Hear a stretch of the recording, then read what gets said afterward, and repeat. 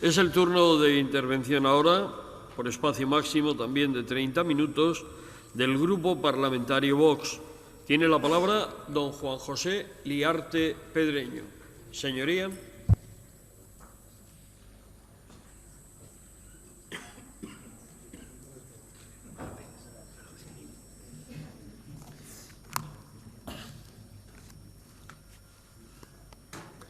Señor presidente, señorías, hoy celebramos la festividad de San Roberto Southwell, mártir inglés vergonzosamente perseguido y torturado por orden de la reina de Inglaterra. Su delito, ser sacerdote católico. Quisiera, pues, comenzar mi intervención con unas palabras de solidaridad con el capitán Fernández Galindo y su familia, sometidos a casi 10 años de persecución por la actual ministra de Defensa y el Partido Socialista. ¿Saben cuál fue su delito? Haber sancionado con toda justicia a una soldado que posteriormente resultó ser socialista, actual concejal en el Ayuntamiento de Murcia para más señas, y que con el amparo de su amiga íntima Margarita Robles lo ha acusado, cómo no, de maltratador machista, la moda. Y ha conseguido por medios políticos absolutamente inconfesables que con todos los informes jurídicos en contra de tal medida, todos, se haya, pese a todo, suspendido de empleo y sueldo a este leal soldado. Quiero también manifestar nuestro apoyo a los agricultores que hoy se manifiestan en la legítima defensa de sus derechos. Estamos de corazón con ellos.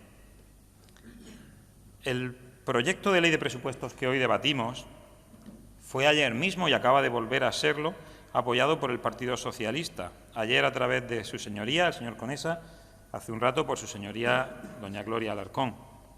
Es verdad que para poder materializar ese apoyo reclamaban alguna medida concreta, pero lo más importante es la satisfacción y la conformidad que, por tanto, manifiestan con el conjunto de los presupuestos. Es un poco curioso las exigencias del paripé político que en una misma intervención en sede parlamentaria nos llevan a condenar una ley de presupuestos para inmediatamente después morirse por apoyarla. Es curioso que se haya hablado aquí del laboratorio de la, ¿cómo le han llamado?, de la ultraderecha. Es una expresión un poco cinematográfica, ¿no?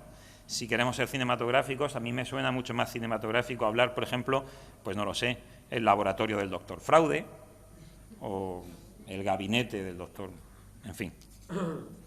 ¿Quieren ustedes presentar enmiendas, señora Alarcón? Háganlo. Háganlo. No dejen de hacerlo. Nosotros es verdad que tenemos un acuerdo, pero a lo mejor son capaces de presentar una tan buena que nos convencen a los tres partidos que tenemos el acuerdo y en conjunto nos desplazamos. Algunas de las cosas que usted ha dicho, un par de ellas, no estaban mal. Yo les animo a que lo hagan. El proyecto de la ley de presupuestos que hoy nos reúne aquí no es, una vez más, el proyecto de ley de presupuestos que Vox hubiera querido elaborar. Ni siquiera es el que hubiera querido que elaborara y presentara el Gobierno. Además, tampoco se nos presenta en un marco político que sea siquiera razonable. Hace escasos días el Partido Socialista sostenía en sede universitaria que el Gobierno de la Nación no considera a Fernando López Miras, presidente del Gobierno de esta región, un interlocutor válido. Esto a mí me parece lo más parecido a una ruptura de relaciones institucionales que he podido jamás presenciar en vivo y en directo. Eso sí, muy poquito después de esto, se designa para nuestra región a un delegado del Gobierno al que yo le presumo, por supuesto, la inocencia en todas las causas que tenga abiertas con la justicia, pero desde luego también hay que reconocer que se niega a que el Gobierno de la Nación nos ayude porque en Murcia las costas, dice, son privadas. Lo curioso es que las ayudas no se las ha negado ni a Cataluña, ni a Baleares, ni a Valencia. Lo dicho, Sánchez premia a las comunidades con separatistas en el Gobierno y castiga a Murcia por el terrible delito de no haberle votado más. Este detalle, que quizá es poco más que una pura anécdota, define, sin embargo, a la perfección el conjunto de la situación política que atravesamos en la región. Pese a todos estos condicionantes negativos, que creo que coincidiremos en que concurren, debo decir que el proyecto de ley de presupuestos que nos presenta el Gobierno resulta al menos lo bastante bueno como para que merezca la pena que supere el trámite parlamentario que hoy corresponde. Nos parece bueno por una serie de motivos que trataré de muy brevemente glosar. Nos parece bueno porque impulsa la igualdad de oportunidades en el sistema educativo que permite a las familias o que permitirá a las familias educar a sus hijos en libertad. Nosotros queremos que la libertad y el amparo jurídico sean preferentemente para los menores de edad. Es sencillo, es un concepto jurídico consagrado, el interés superior del menor. Creo que con esto no sorprendo a nadie. Queremos, como decía, que sean sus padres quienes puedan ejercer esos derechos en nombre de sus hijos. La ofensiva política y ahora también judicial de quienes, sin embargo, no han tenido lo que tendrían que haber tenido para garantizar que los niños puedan estudiar en español hasta en el último rincón de la geografía nacional, o que a las niñas tuteladas por la administración pública no se las prostituya, nos convence cada vez más de la bondad de este punto concreto.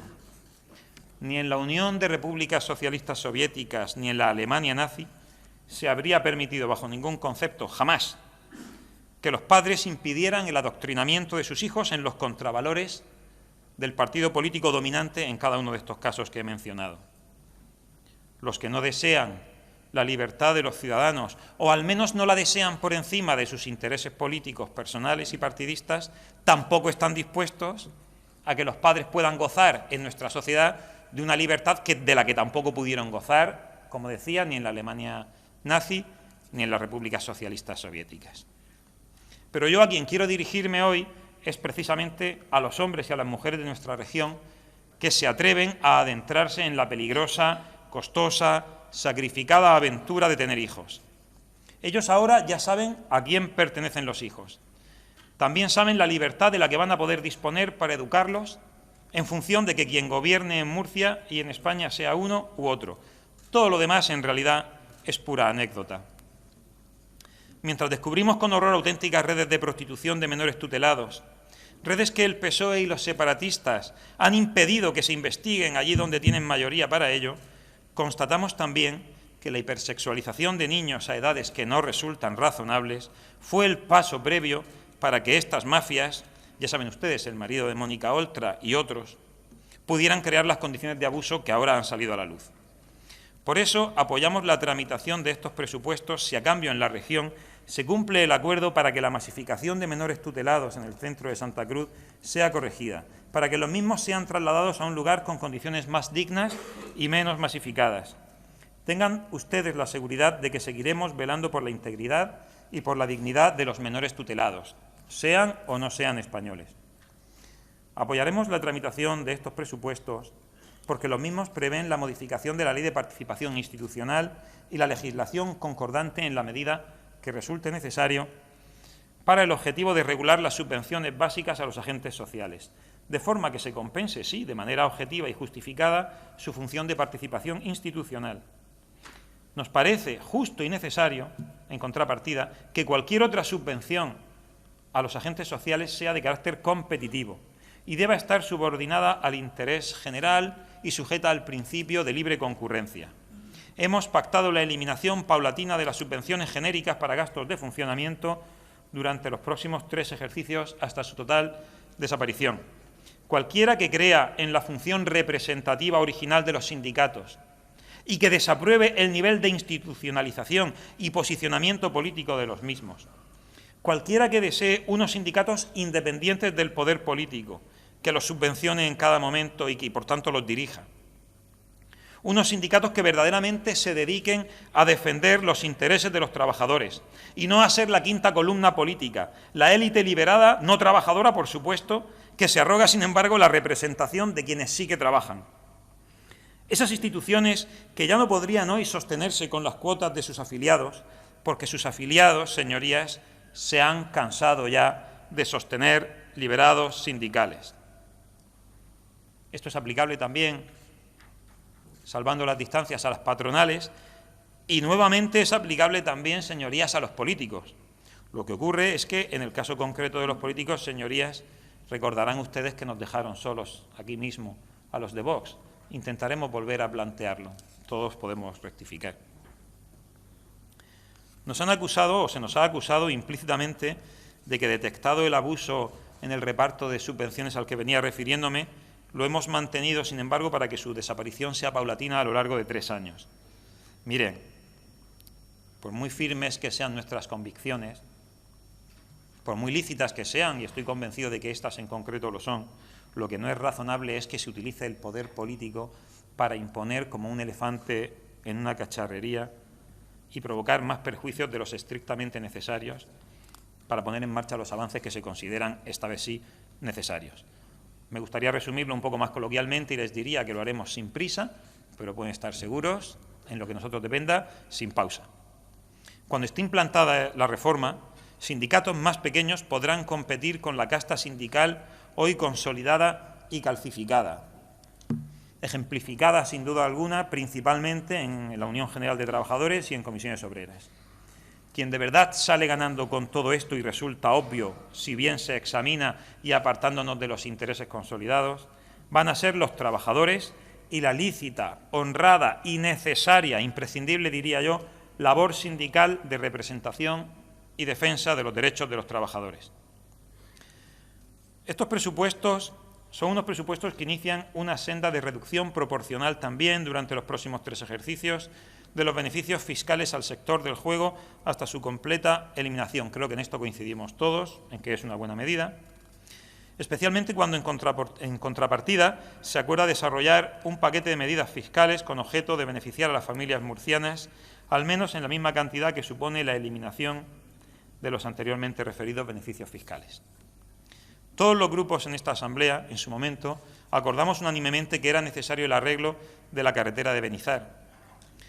Es un honor para nosotros que haya sido por un acuerdo de Vox con los partidos que sustentan el Gobierno regional el que haya habilitado una partida presupuestaria para desarrollar los proyectos de reparación y mejora de dicha carretera. Es verdad que el sistema autonómico genera muchos problemas, también para poder arreglar esta carretera. Pero bueno, estamos convencidos de que con buena voluntad hasta los obstáculos más absurdos y difíciles pueden ser superados. Las ciudades de Cartagena y Lorca han sido no pocas veces en el pasado maltratadas a la hora de elaborar los presupuestos de la comunidad autónoma. Aunque este año no hemos podido conseguir algunas medidas que serían de justicia y que llevan largo tiempo demandadas, lo cierto es que se han contemplado importantes partidas para la reparación de daños que aún subsisten en Lorca y que hemos podido pactar al menos un refuerzo de la plantilla médica de hasta 50 efectivos en formación, dotándose de personal especialista a los servicios de hemodinámica y cirugía vascular del Hospital de Santa Lucía de Cartagena, que tanto los necesita. Cosas muy importantes, decía, se han quedado en el tintero este año. La restauración de la Catedral de Cartagena, la única de España que, habiendo sido dañada durante la Guerra Civil del pasado siglo, aún no ha sido restaurada a la fecha, será uno de nuestros empeños.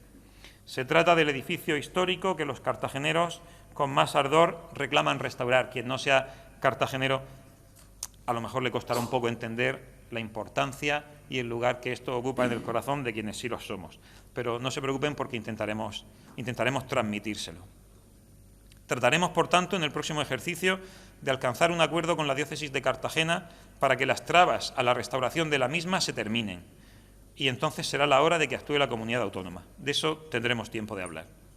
Se ha criticado mucho, por parte de otros partidos en la oposición, que Vox insistiera en sus acuerdos presupuestarios en obtener un refuerzo de medios técnicos y personales para la Oficina Regional de Caza y Pesca. Este refuerzo de medios no es tendente a aumentar el número de piezas que resulten finalmente cazadas, no tiene nada que ver con eso.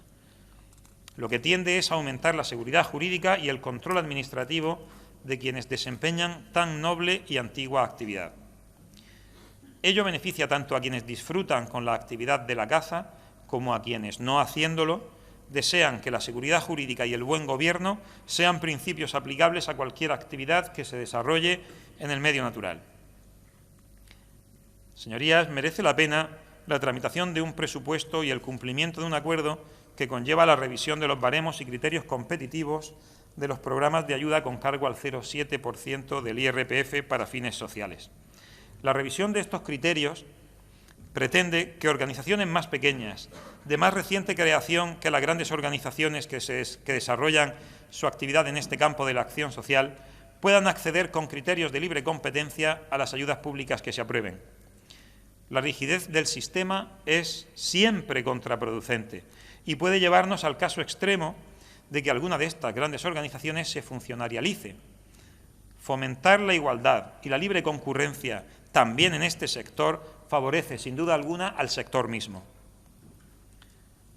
Decía, señorías, que merece también apoyar estos presupuestos, aunque no sean los nuestros, en el trámite parlamentario que hoy acometen, porque incluyen el compromiso de elaborar un plan de apoyo a la maternidad. Necesitamos, sin duda, más parques en la región, pero necesitamos más niños jugando en los mismos. Y necesitamos que sus madres y también sus padres puedan conciliar mejor familia y trabajo. La Ley de Apoyo a la Mujer Embarazada es de 2009 y el desarrollo reglamentario que vía disposición adicional se encargó al Gobierno no ha sido completado. Y por eso, una vez más, la ruta que emprendemos nos parece prometedora. En materia de cooperación al desarrollo, es fundamental que se dé prioridad a la ayuda en el caso de catástrofes naturales y emergencias humanitarias, tal como se ha plasmado en los acuerdos entre Vox y los partidos del Gobierno. Es cierto que siempre se puede y, por tanto, se debe hacer más. Pero también es cierto que dichos acuerdos pactan ofrecer a los ciudadanos de terceros países las mismas ayudas en caso de catástrofes naturales. No se nos olvide que el Gobierno del doctor Sánchez nos acaba de negar a nosotros. En conclusión, estas son las razones por las que Vox, señor presidente, señorías, apoya la tramitación de la Ley de Presupuestos que hoy debatimos. Podemos y debemos, lo dije en el debate sobre el techo de gasto, plantearnos políticas más reivindicativas, pero además hacerlo con el apoyo de los ciudadanos de la región. Para obtener su apoyo y su compromiso, señor presidente del Gobierno, para obtener su apoyo y su compromiso, habrá de realizar el Gobierno una labor absolutamente ejemplar en todos los sentidos. Si lo hacen así, los murcianos se lo premiarán y si no, se lo reprocharán en las urnas. Muchas gracias. Gracias, señoría.